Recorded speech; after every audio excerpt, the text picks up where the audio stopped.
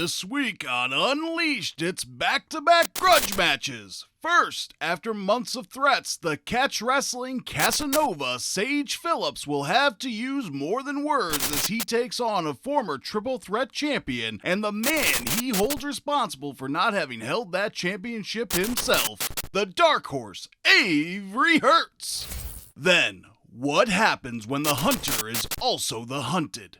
We will find out as Kavron Kanyon hunts for Jordan Dye's $2,500 bounty on Brandon Profit. Brandon Profit will be hunting as well as he seeks vengeance on Kavron Kanyon for his role in assaulting Profit's 15-year-old son on Unleashed 12.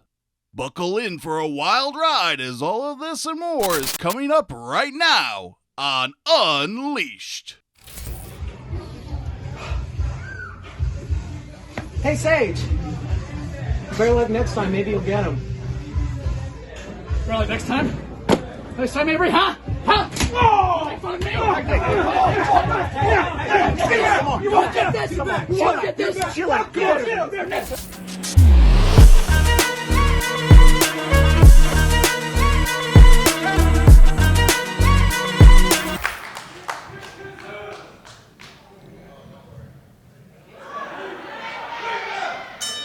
Thank you for tuning in tonight. I'm Jeff Edge, the voice of Indianapolis, alongside the talk of the town, Taylor McAllister. I am also joined at this time by Director of Operations, David Barker. David, thank you for joining us.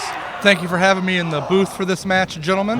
Is there any reason you wanted to come out here to scout this match? Are you looking for some future talent, or you just want to join the commentary booth? Well, a little bit of both. You're looking at a guy in Sage Phillips who just in August at WrestleARTS 11 challenged Poison Apollo Star for the Global Openweight crown. Avery Herz is a former triple threat champion here in Wrestle Arts who has been very clear that he wants to get back in the title picture. So I thought this was a good opportunity to scout both men. All right. But, oh my gosh, right over the top. Taylor, can you chronicle the history between these two men? There's no love lost between Avery Herz and Sage Phillips. No, to be honest with you, I'm not entirely sure where all the animosity stems from, but Sage Phillips, boy, does he dislike Avery Herz, and he makes no bones about it. If I recall, they both lost to Cassius Starr when Cassius Starr became the triple threat champion. I'm not sure if that's where the animosity started from, but I do know that Sage Phillips blames Avery Herz for that loss. He's threatened to maul Avery Herz in the past. I'm not sure why he blames Avery Herz for all that, so I agree with you. Where is this all coming from? You know, Sage is a very competitive person. He has spent his whole life since he was a kid training to be the best technical wrestler that he can be, to be the best pro wrestler he can be, and he feels like Avery Herz cost him championship gold here in Wrestle Arts, and he doesn't feel like Avery Herz took responsibility for that. Oh my gosh, a big suplex to the outside. That might be it. There's a 20 count here at Wrestle Arts. There is. Thank you for explaining that.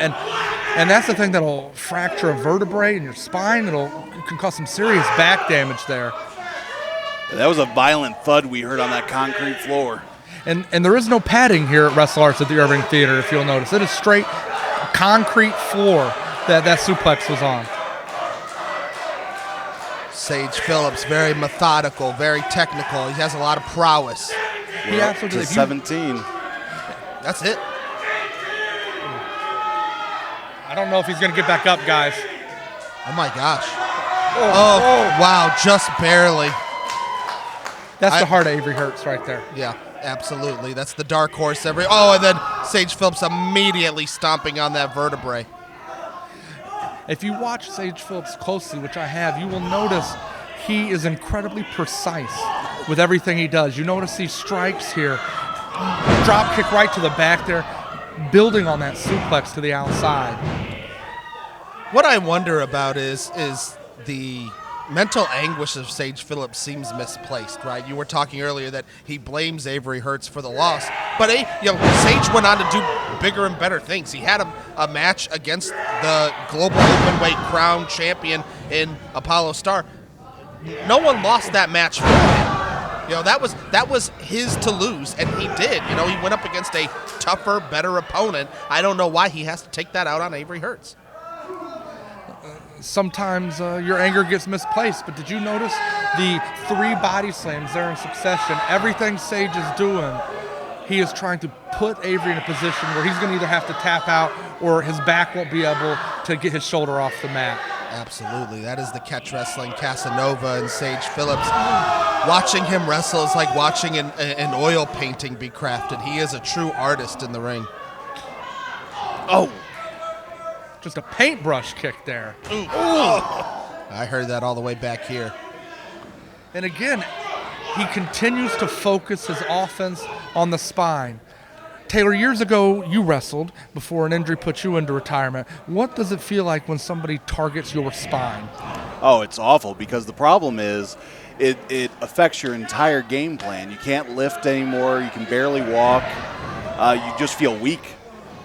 One thing I did notice, Taylor, was that Sage was targeting the upper back. In my head, it would be the lower back that would be able to take less punishment. Do you find that the upper back, oh my gosh, there's the philosopher's stomp right there. Do you feel that the upper back can take a bit more damage, or is it just as painful?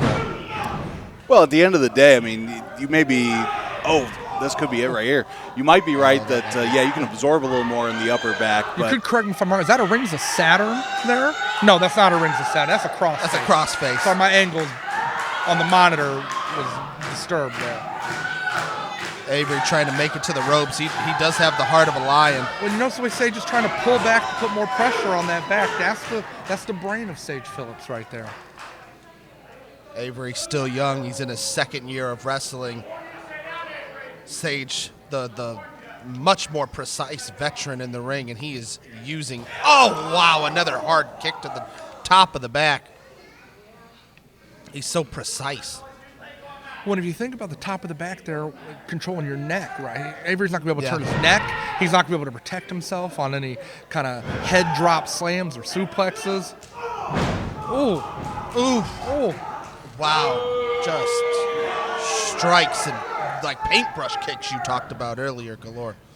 Taylor, if you were Avery right now, who we just see with this suplex there, what would be your game plan to get out of this trouble you've been in?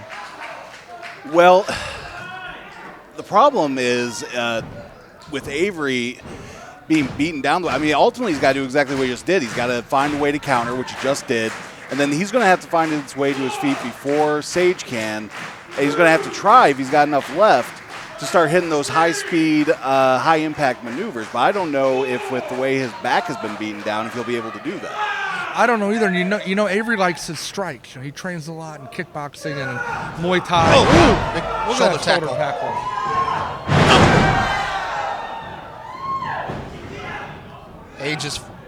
Avery's finding his energy right there. Wow, did you see the jump he put into that throw into the corner? He mustered up all his energy. The Darkhorse, Avery Herz. Tornado DDT from the corner. That might be it. Can he get the 3? Can he roll him over? 1, 2. The way that Avery captured the arm and the leg there, he really tried to get that pin. Look at that. Oh my that crab. Goodness, oh my God. Boston crab. That's in there deep. Look at his leg over the shoulder blades, the neck there, Sage. But look at Sage being smart, rolling out of it, using his leverage. That's that brain. That's why he calls himself the catch wrestling Casanova. Avery Herz decided he wanted to try and play Sage's game, which... Wow, the trip by Sage Phillips. Into his knee. He knocked Avery Herz's head into his knee. Oh my gosh, that has to do it. Can Avery hold on? He's trying to get to the ropes. All that bridge. Wow, he just happened to get in there right as Sage locked the bridge in. That's the intestinal fortitude there of Avery Herz to be able to absorb that and crawl across half the ring to get to the bottom rope. Absolutely. For a kid who's only been wrestling 2 years, he really understands ring positioning. Well, I do believe Avery Herz is trained in the martial arts, if I'm correct. I don't remember if it's jiu-jitsu or judo. I think he's trained in multiple. But he's trained in multiple martial arts. This crowd now trying to rally Avery Herz back into this thing. Look at that. A standing switch there. Look at the way Sage dropped his hips there. You know, in wrestling, you have to have your hips lower than the opponents to be able to throw them. Sage understands that. Oh, wow. What a brutal knee. Darkhorse driver. Avery's going for it. Sage put all his weight down. Rolls him up. No, 2. I think Sage had the tights. I do too. Oh. Sage Phillips by hook or by crook. Avery can't believe it. Sage grabbed the tights at the last minute, and Avery couldn't counter it. Ladies and gentlemen, the winner of this match, Sage Phillips. Avery is beside himself. Look how upset he is, Sage. That was an intelligent bout. Gentlemen, thank you for having me in the booth with you for this match. Okay. I just want to take this time to apologize. To apologize to absolutely no one. Because Jordan Dye and Dylan Cole do what they want. Hoodfoot, $2,500. I was sitting out there counting to you, baby. And guess what? You blew it. Brandon, I don't understand why you won't die. You even got your son involved. And I dropped him like a bad habit. Like he said, we do what we want. We won. We did, yeah. Profit, you get your son involved, he gets hurt. Jacob Johns wants to come out, he gets hurt. Hoodfoot wants to try to get on us. Like really, Hoodfoot? Like you come and try to take my money and then you try to attack us. Jordan Dye's money. Come on. But hey, Brandon, we got a little solution. He's a little crazy. He's a redneck and he loves Lipton iced tea, baby. Brandon, I didn't want to. I really did not want to. Yes, you did. The bank took my family's farm a long time ago. I got mortgage to pay, Brandon. I ain't got no choice. I'm 3 months behind on mortgage. They're about to take my damn house. I got a wife and kids to provide for. So an opportunity came knocking. That's right. $2,500. And I answered. This $2,500 is going to pay my mortgage and then some. It's going to put food on my kids' table. I'll go hungry, but I'll be damned if they do. It's what we do. We provide around here. You get your family hurt. Oh yeah. You get thumbtacks shoved in your son's face. He gets a broken jaw. Brandon, provide. Brandon. All's fair in love and war, and I'm a man of both, baby. Hey, let's get out of here. $2,500 to you, baby. You take his ass out, and that money is yours. Consider him out. All right. Yeah.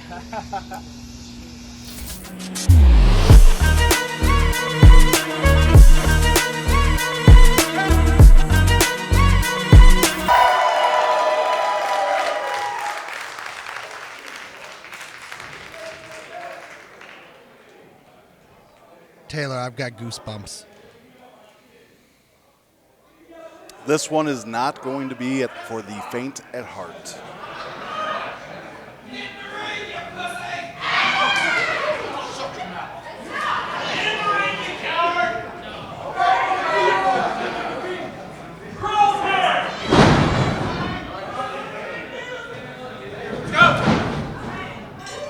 Jesus.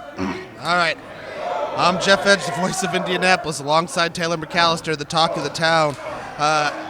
Taylor, I have goosebumps right now. Kavron Kanyon came in here, and he is a big boy. I have not seen many wrestlers walking around as big as this guy, and I was terrified. Jeez, just a lot of strikes by the Adam Street Butcher. Kanyon came out here, and he just got in the ring like a bull, Taylor. He's a terrifying-looking man. And then Brandon Prophet came down, and I just got goosebumps. After what happened, what transpired with Kanyon and Fred Prophet, the 15-year-old son of Brandon Prophet, I have no idea what Brandon Prophet's going to do to this man, but he's going to avoid this $2,500 bounty by Jordan Dye. What are your thoughts? Well, you say what happened with Fred Prophet. Just to remind everybody, Brandon Prophet's son, Fred Prophet, a 15-year-old still in high school, got punched in the mouth 2 shows ago by Jordan Dye, and then got mugged by Jordan Dye, Dylan Cole, and this man right here, Kavron Kanyon.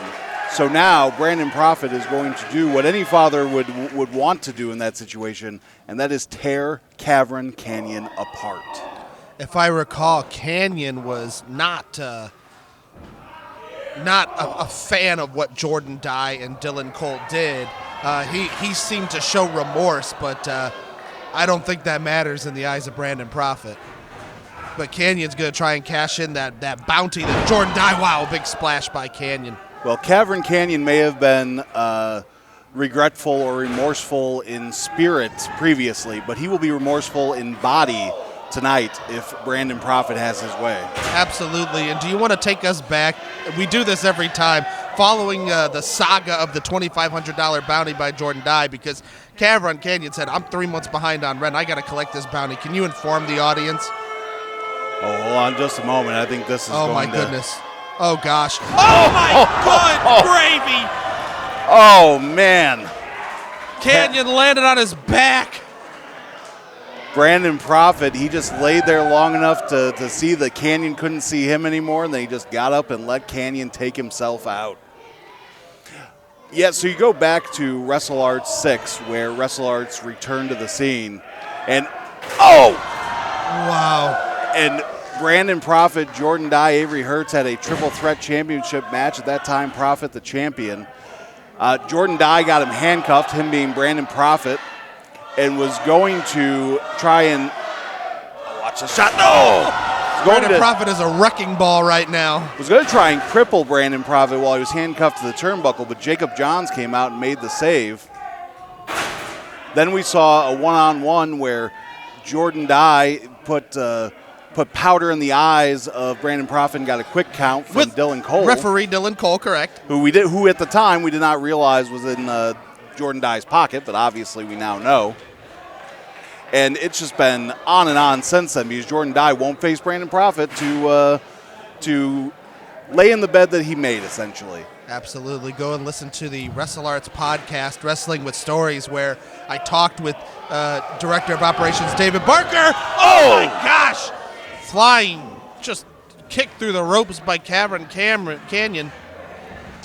I talked with Director of Operations David Barker about how difficult it has been to try and get this match in the ring, to try and get Jordan Dye against Brandon Prophet. He detailed everything. Is currently Director of Operations Dave Barker's trying to take care of this, get fans out of the way. The Director of Operations, as you mentioned him, going down to try and make sure everyone stays. Oh! Everyone stays safe. Good heavens. Everyone but Brandon Prophet and Kavron Kanyon, of course. These are two gigantic men. It's Brandon Prophet using that chair like a brush to paint the back of Kanyon.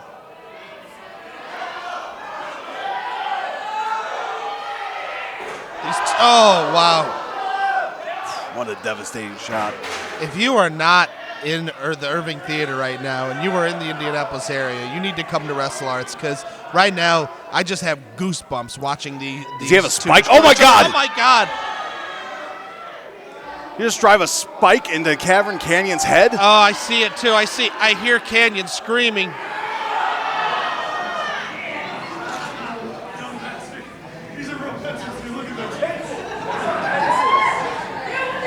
Hopefully you notice I turned up the volume, saw the ring mic so that I could hear. He said, look, these are real. He's showing them to fans, showing them to the refs, saying, look, these are real. Just stabbed a pencil into the head of Kavron Kanyon, well, several pencils. Oh my gosh, the fans are going crazy. He just got a certificate of authenticity from the crowd, it looks like.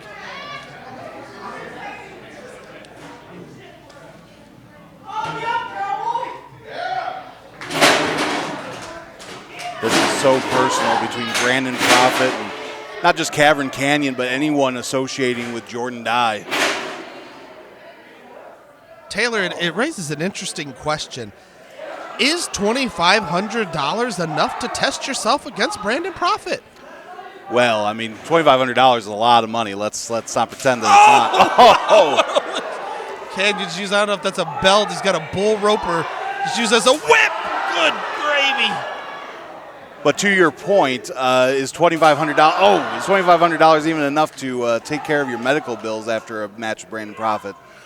On many nights, the answer to that question is no. I don't know if you've ever watched Game of Thrones, but I remember everybody's heard of the Mountain, the giant character who just destroys people. And they said, "Hey, how much should we? Let's put a bounty on his head.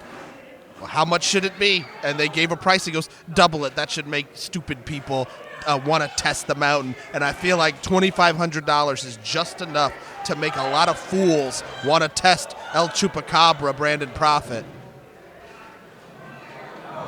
Kavron Kanyon looking like he won't be one of those fools here. Look at him. He is aggressive. He is a bull. Oh, come on. Don't do this. Prophet trying to fight out of a suplex on the back and throws Kanyon down.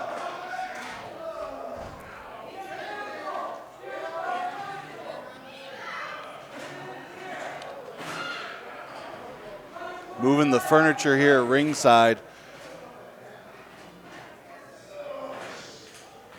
We've seen this before. Falls count anywhere.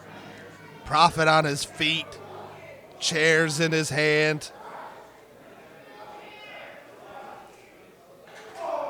We may have to add a nickname, the Butcher of Irvington, Taylor. Oh, what a shot. This whole crowd is having to move around right now. There's a lot of action right at their fingertips. A lot of shocked faces, too.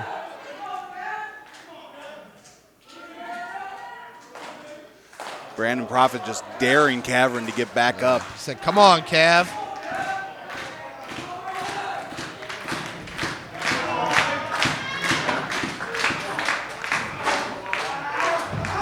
Brandon Prophet tried to resist, but Kavron Kanyon was so powerful. That is a large man with large hands.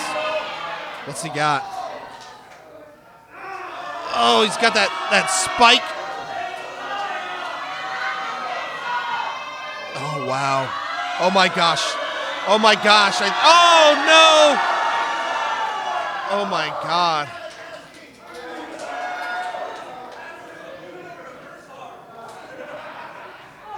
This has descended into chaos, Taylor, here at the Irving Theater for WrestleARTS 12. Well, we knew that this was not going to be pretty.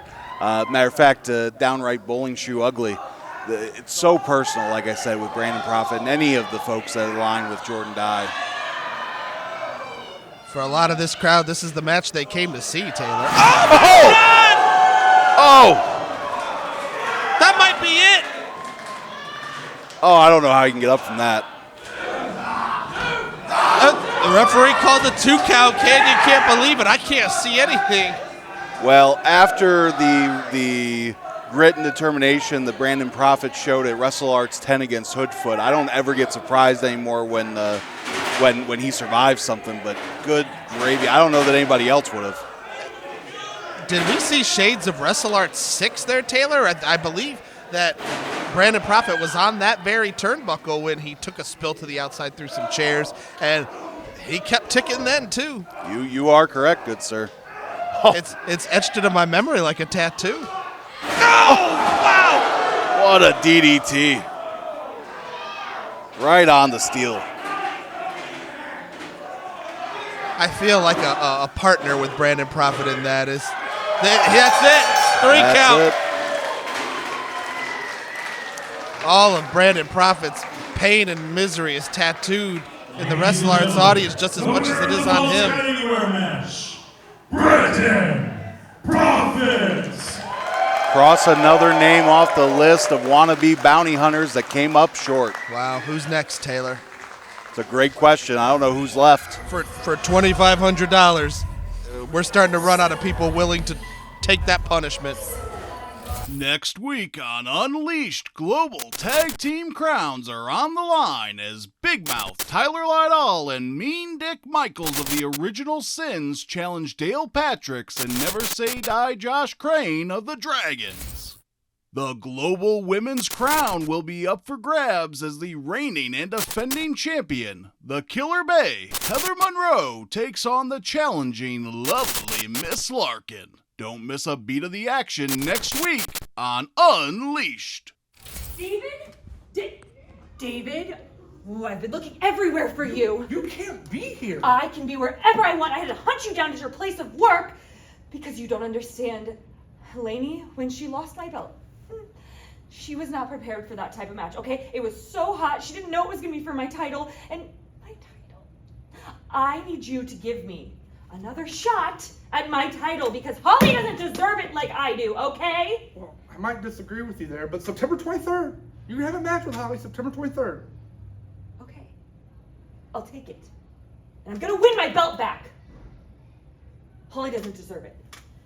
I deserve it. Did you even sign in? No, they know who I am when I walk in here. I'm Heather Monroe. Gonna have to answer about that. Whatever. I'm gonna be the 2-time champ, so no one's gonna care. I'm gonna care. November 25th, Wrestle Arts returns to the Irving Theater in Indianapolis, Indiana for WrestleARTS 13. Anticipated matchups include Triple Threat Champion Sneaky Strong Kevin Panic takes on the self-proclaimed savior David Ali. The Ebony Prince of the Mat, Cassius Starr, has challenged any member of the Dragons to go one-on-one. Will Ace Perry, Dale Patricks, or Josh Crane accept the challenge despite being in big-time championship bouts later on in the evening? At WrestleARTS 12, Sage Phillips defeated Avery Herz one-on-one. At WrestleARTS 13, these bitter rivals will meet again. Can the Darkhorse even the score against the Catch Wrestling Casanova, or will Sage Phillips put the hurt on Herz again? Two of the top women's wrestlers in the country will meet head-to-head in an effort to climb the WrestleARTS Women's Crown ranks as your wish upon a shooting star, Rachel Armstrong, takes on the Party Unicorn and Heather Monroe's bestie, Lainey Luck. The violent artist Aaron Williams makes his long-anticipated in-ring return to WrestleARTS as he takes on the King Airwalker, Dex Royal. For the first time ever in WrestleARTS, high-flying, fast-paced action is sure to ensue as Mike Havoc, Diamante Negro, Manny Cortez, Atomico, and Alpha Danger all collide in a big-time Lucha Scramble match. Ay caramba! 1 year ago this month, the hottest rivalry in WrestleARTS began as Jordan Dye handcuffed Brandon Prophet to a turnbuckle, costing Prophet the Triple Threat Championship and attempting to cost Prophet his career. Since that time, things have only continued to escalate as Dye has placed a $2,500 bounty on Prophet's career, assaulted Prophet's 15-year-old son, and utilized crooked referee turned partner in crime Dylan Cole each step of the way. Now, Dye and Cole are finally forced to answer for their crimes against the Butcher of Adam Street as they step into the ring across from Brandon Prophet himself, and perhaps Prophet's only true friend in the sport today, Jacob Johns, in this tumultuous tag team contest. Back from her vacation and fresh off a decisive championship defense at WrestleARTS 12, the Killer Bay, Heather Monroe, will defend the WrestleARTS Global Women's Crown against one of the most popular competitors on the independent circuit today, the Unipsycho, Big Al, Alice Crowley. The Global Tag Team Crowns are on the line as Dale Patricks and Black Diamond Ace Perry of the Dragons defend against the unexpected combination of Hoodfoot, Mo Atlas, and Zodiac the Mystic. The heated rivalry between the Dragons and the Mo Betta Mob has been going on for the better part of a decade. Now, representing the Dragons, Never Say Die Josh Crane challenges Mr. Mo Betta Wrestling himself, the timeless technician, Poison Apollo Star, for the Global Openweight Crown. All this and more Saturday, November 25th at the historic Irving Theater in Indianapolis, Indiana. Get your tickets today at WrestleARTS.com.